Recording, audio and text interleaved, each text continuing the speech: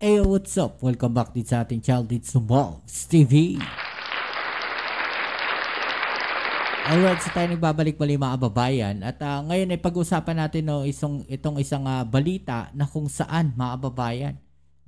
Siguradong ikagagalit ito ng China mga kababayan. Okay, so bakit natin nasabi na magagalit na naman ng China dito mga kababayan sa balitang ito? Dahil po, kumpirmado po mga kababayan na ang Japan ay magbibigay po ng mga barko sa Philippine Navy mga kababayan. Ayaw ng China yan. Bakit? Kasi lalakas po ang puwersa ng Pilipinas mga kababayan. Ayaw po ng China yan. Ayaw ng China ng Pilipinas o sandatahang lakas ng Pilipinas, especially diyan po sa karagatan, yung Philippine Coast Guard, yung Philippine Navy. Ayaw ng China na lumalakas yan. Kasi hindi na nila magagawa yung kanilang mga gustong gawin diyan sa West Philippine Sea. Pagka nagkaroon na po ng mga warship na bago itong Pilipinas, dahil madadagdagan yung mga magpapatrolya diyan sa West Philippine Sea.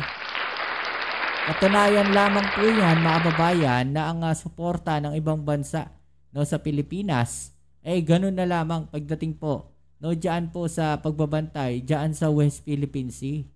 So ating panoorin itong mga balita na to mga kababayan at ating alamin kung anong klase ba itong mga warship na to. Pero syempre bago ang lahat, kayo aking iniimbitahan, paki-subscribe naman po at paki-like ang ating video ngayon. Maraming salamat po at shoutout sa mga bago natin subscribers dyan. Alright? So ito mga kababayan, Philippine Navy kinumpirma ang posibleng pagbibigay ng Japan ng mga barkong pandigma o warship mga kababayan. Ito po ay ibibigay ng Japan sa Pilipinas mga kababayan. Okay? So ito na. Philippine Navy kinumpirma ang posibleng pagbibigay ng Japan ng barkong pandigma. Galing Detalye ng balita mula kay Jel Paro sa RH52. Jel, good morning. Abay, magaling talaga yan mga kababayan. Imagine ninyo. Mabibigyan tayo ng mga barkong pandigma na magdadagdag ng ating puwersa dyan sa West Philippine Sea para makapagbantay po at maipagtanggol natin yung ating soberanya dyan, mga kababayan. Diba? So, yan pong mga barko na yan, mga kababayan, ay hindi basta-basta. Dahil galing po yan sa Japan. Hindi po yan kagaya ng mga barko ng China. Okay? Kuya Angel, kinumpirma ng hukbong dagat ng Pilipinas na kasado itong magsagawa ng inspeksyon para sa transfer o posibleng paglipat tayo ng barkong pandigma mula sa Japanese Maritime Self-Defense Force. Ayon kay Philippine Navy spokesperson Captain John Percy Alcos, inibitahan sila ng Japanese Ministry of Defense para sa joint visual inspection ng mga Abukuma class na destroyer escort. Nakadisenyong nabanggit na naval assets para sa anti-submarine at anti-ship warfare na nakalinya umano sa mga nais makuha ng Philippine Navy para sa proteksyon ng maritime domain ng bansa.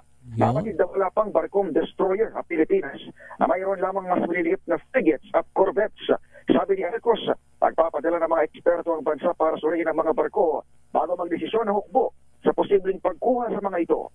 Batay sa initial na report, 6 na unit ng destroyer escorts ang kasadong ibigay ng Japan sa Pilipinas sa ngalan ng nagkakaisang layuning paratilihin umano ang kapayapaan dito sa rehiyon. Ito si Edniel. Grabe mga babayan, destroyer po yan. Mga babayan, hindi basta warship yan, mga destroyer po na mga barko po yan mga babayan. Okay, so ito pa yung kaugnay na balita niyan, at sabi nga nakatakdang inspeksyonin yung mga barko na yan, na mga warship po ng Japan mga kababayan. Nagsasagawa na ng mga paghahanda ang Philippine Navy para sa isang Joint Visual Inspection o JVI ng ilang Abukuma-class destroyer escorts mula sa Japan Maritime Self-Defense Force. Ito ay kasunod ng formal na imbitasyon ng Japan Ministry of Defense para sa exploratory talks sa posibleng paglipat ng naturang mga barko sa Pilipinas. Bahagi ito ng kasunduang naabot sa pagitan ng Philippine Department of National Defense at Japan Ministry of Defense sa ginanap na Shangri-La Dialogue sa Singapore noong Hunyo 2025. Ang Abukuma-class destroyer escort ay kilala sa kanilang kakayahan sa anti-submarine at anti-ship warfare. Dahil dito, malaking tulong ito sakaling maisama sa modernisasyon ng hukbong dagat ng Pilipinas. Magpapadala ng delegasyon ng naval expert ang Philippine Navy upang masusing suriin ang kondisyon at kapasidad ng mga barko. Ang resulta ng inspeksyon ang magiging basihan sa susunod na hakbang sa posibleng akwisisyon ng mga barko. Layunin nitong palakasin ang ugnayang pangdepensa ng Japan at Pilipinas at pagtibayin ang kooperasyon sa maritime security at regional stability sa Indo-Pacific region. Ryan Lacan. Yan mga kababayan, no? Ito po pala ay anti-submarine and anti-ship po itong mga barko na to, mga kababayan. Napakalaking tulong po niyan, no, sa ating bansa, lalo't may kakulangan talaga tayo, no, pagdating po sa mga barko na pandigma. No, at makikita natin talagang mga kababayan na kailangan na natin, no, na magdagdag ng ating puwersa diyan sa West Philippine Sea dahil napakalaki na po ng threat, no, na ginagawa ng China. 'Di ba? At hindi lang po 'yan threat sa ating bansa, threat din po 'yan, no, dito sa kabuuan ng Southeast Asia, mga kababayan. 'Di ba? At hindi lang po sa Southeast Asia, threat din po siya, no, sa buong mundo. No, dahil pagka may ginawang hakbang itong China, buong mundo po, no, ang maaapektuhan diyan, mga kababayan.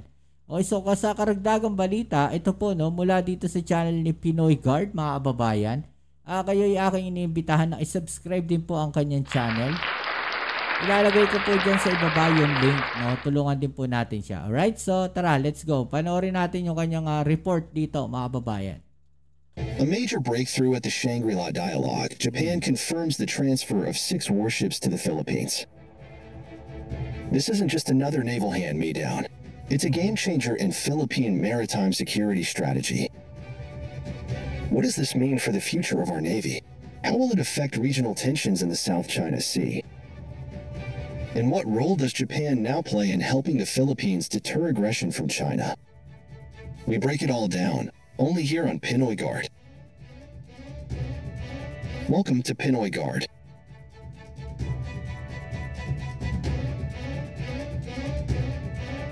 Today, we uncover the real story behind Japan's shocking move to hand over 6 Abikuma-class destroyer escorts to the Philippines. Is this a gift or a message to China? What deadly systems are hidden beneath their decks? And why are some of them being removed before they even reach us? Stay with us until the end, because what's really happening behind the scenes could redefine our entire naval future. Don't forget to like, subscribe, and hit that notification bell for more in-depth defense reviews, analysis, and updates on the modernization of the armed forces of the Philippines.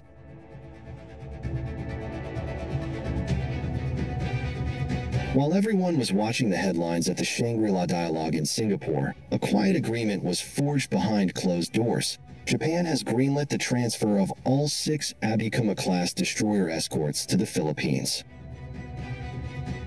Why now? Why would Japan suddenly offer some of its most capable subhunting warships to another nation? It wasn't just generosity.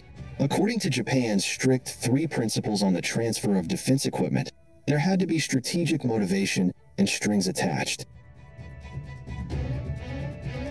And here's the twist. This is the largest transfer of Japanese combat vessels to a foreign navy in modern history. Think about that. Talaga? What threat is rising that's worth breaking precedent for? Oo, no? So parang ano to, mga babayan, no? Sinasabi dito na record-breaking na pinakamalaking pagta-transfer, no, ng mga naval force. No, so ibig sabihin, talagang may plano, no, itong Japan na tulungan, no, ang Pilipinas. No, lalong-lalo na sa seguridad nito dahil apektado rin sila, mga kababayan. Sinasabi nga natin, no, na very strategic po ang Pilipinas.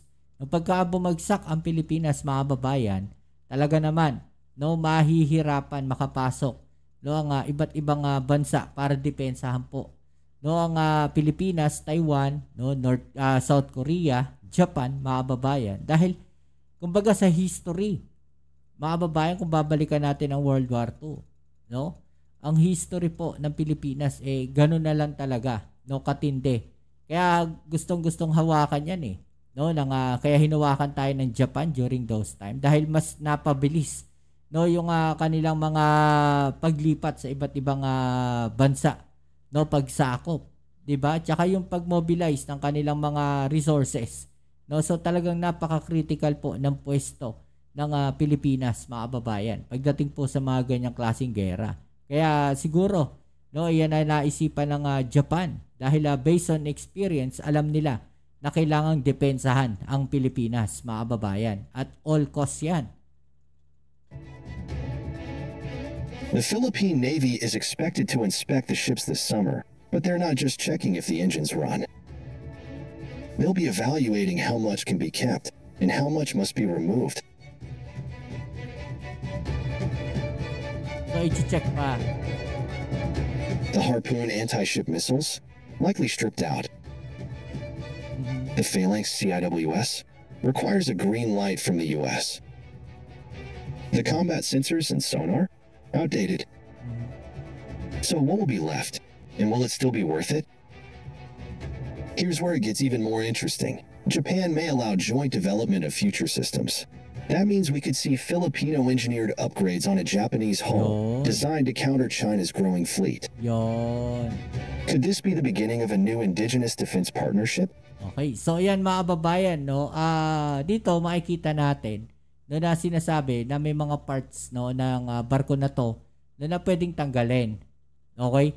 So meron ding missile system na kailangan ng kailangan ng permit o permiso ng Amerika, no, kung tatanggalin o hindi. Pero sa tingin ko, dahil nga kaalyado ng Pilipinas, no, ang Amerika, baka tulungan pa yan, no, na i-upgrade yung mga warship na yan ng Japan na itatransfer sa Pilipinas. Baka mas lalo pang lumakas yan, no, yung mga radar system niyan, baka i-equip pa ng mas modernong mga radar system, no. So alam na ng Amerika yan, no. So itong pagta-transfer na to ng barko, no, ng Japan, no, dito sa ating bansa, mga kababayan, no, kahit na sabihin nating luma na yan o may mga kailangan tanggalin, no, ng mga piyesa diyan, asahan natin, no, na kahit tanggalin yan, no, ay magkakaroon ng upgrades yan, mga kababayan, di ba? Sigurado yan, hindi naman ita-transfer basta-basta na ganyan yan na hindi i-upgrade yan no, tutulungan pa rin yan, no, ng Amerika na i-upgrade yung mga barko na yan. Sigurado yan, mga kababayan, dahil kaalyado natin, no, ang Amerika, at hindi naman nila yan pababayaan. Diba? So, yan muli. Maraming salamat sa lahat ng mga patuloy na kasuporta dito sa ating channel. Anong masasabi ninyo, no, sa mga balita na to? I-comment sa ibabaan yung mga opinion at atin yung pag-usapan. Alright? So, kita-its tayo sa ating next video upload. Dito muli ang yung Kuya Mobs, it's Mobs TV. Peace. I'm out.